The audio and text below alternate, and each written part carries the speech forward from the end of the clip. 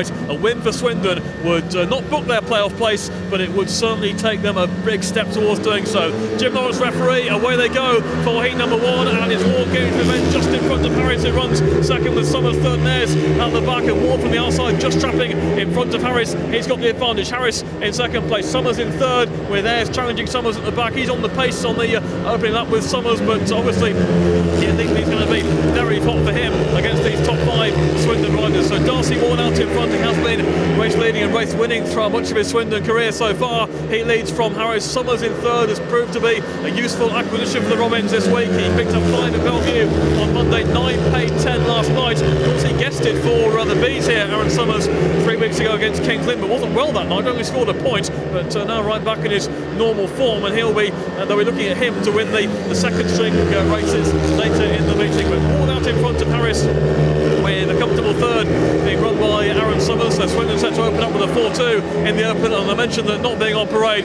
really probably wouldn't damage Darcy Ward too much. He wins heat one from Chris Harris. Third place Aaron Summers with Danny Ayres at the back, and it's Danny King in red here off the inside. Darcy Ward goes off gate 2, Varasek off gate 3, Batchelor off the outside. Looks strong here for Swindon, already 8 points in front. Green light on for heat 6, away they go, and Ward off 2 makes the start, and Batchelor gets a nudge from Varasek, but still might make it round the outside there, and does. Ward gets Ward was waiting for Batchelor, and Varasek went round him, and now he comes off Ward, who tries to bundle back through on the inside. Strong ride by Ward, back inside Varasek. Swindon 1 and 2. Batchelor from Ward, Varasek third, King at the back, and this will always look good for Swindon on paper, and that's how it's turning out to be. Batchelor made the start. Ward initially found himself under threat from Varasek, but moved him back aside coming out of turn 4. Coventry are going to be already heading for a tactical ride in their after just 6 heats going into race 7, and Varasek unfortunately, King has gone on the 3rd and 4th bend. That's the last thing he needs as the red lights come straight off, as King is stuck in the air fence there. The reds are on with Batchelor out in front of Ward with Varasek in third, and so the last thing Coventry need was a fall for Danny King tonight, already using rider replacement with Darcy Ward off the inside. Danny King off gate 2, Aaron Summers gate 3, and Kilmacorpy in blue off the outside. Tape scrub, away they go, and Ward makes it off the inside, and Kilmacorpy does not. Summers goes around the outside. Swindon are going to get 1 and 2 here, because Ward will let Summers go, and he will team ride. He'll sit in there with Aaron Summers, and that's exactly what Swindon wanted. Summers in front of Ward, Kilmacorpy in third place, King at the back, and King is nowhere near fit tonight. That's a problem, of course, for the Bees, and Kilmacorpy very hit and miss.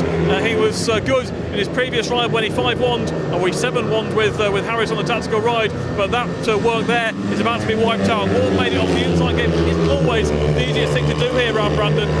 Summers making fast starts and looking like a really astute signing for the Swindon Robins. He's in there Ward in fact goes charging inside Summers, but there's no speed at all about either Kilmacorpy or King in third and fourth places, and Swindon are about to go 10 points in front here in heat 10 and put a double lock on the points here tonight. There's no way back I can see from Coventry from this situation. They start winning races and they aren't making starts consistently enough, and Swindon get maximum points from heat number 10. Aaron Summers and Darcy Ward. Trouble that Coventry and indeed any of the clubs who will face Swindon over the coming weeks have, not only is the power of Darcy Ward in terms of the points that he gets, he's also probably the best team rider in the sport, and you always know that if his teammate gets out with him, he'll let his teammate go, and he'll protect the place, and that will get Swindon numerous 5-1s in the next few weeks. Here we go with heat 13. Batchelor inside, Kilmacorpy off 2, Ward off 3, Harris off the outside. Swindon make the gate yet again, and it's Ward around the outside, Batchelor on the inside. Harris trying to go around Batchelor. Harris does go around Batchelor into a second spot. That might spoil Batchelor's party as far as the maximum's concerned, but Darcy Ward's out in front of Chris Harris with Troy Batchelor in third, and Kilmacorpy not having the impact to normal, and Harris with no speed whatsoever as Batchelor goes back round him into the third bend. That's given Harris a shock there into the third turn, and Harris unusually passed Troy Batchelor doing the passing in heat 13. Ward from Batchelor.